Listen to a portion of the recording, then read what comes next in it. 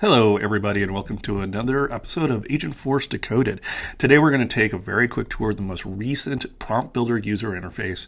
We have been doing a few updates over time, and some of these updates occur in between our major releases, so they can be a little bit hard to follow. As of the time of this recording, the main thing we're going to look at, the last thing we're going to look at, actually came out only a few weeks ago, so it's very possible that you haven't seen it yet. And I personally think it's a really neat feature.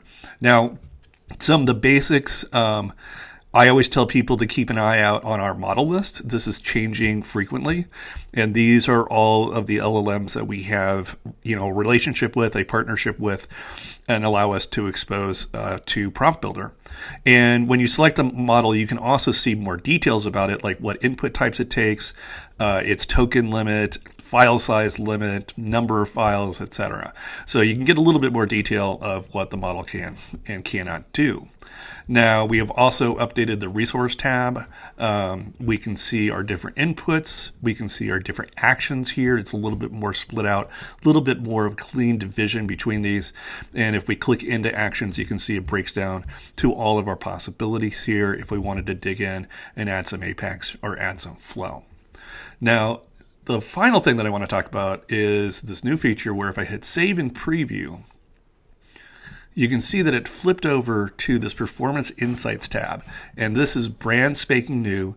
And what's going to happen is as the prompt builder is running, it's going to give us a breakdown of the response time and the tokens that were used. And if I click into the total tokens, it shows what portions were being used in order to consume those tokens.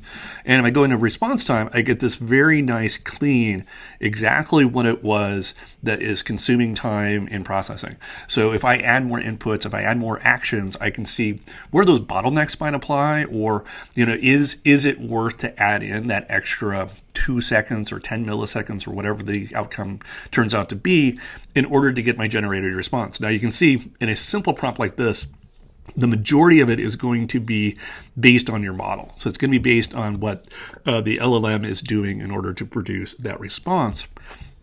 And you can see changes if you go select a different model. Let's go do 5.2, for instance. You can see we can now save and preview again.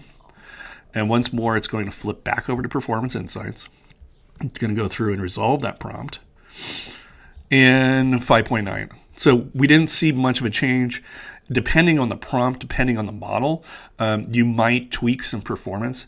And remember that just because it's the latest or largest model doesn't always mean it's going to be the fastest model.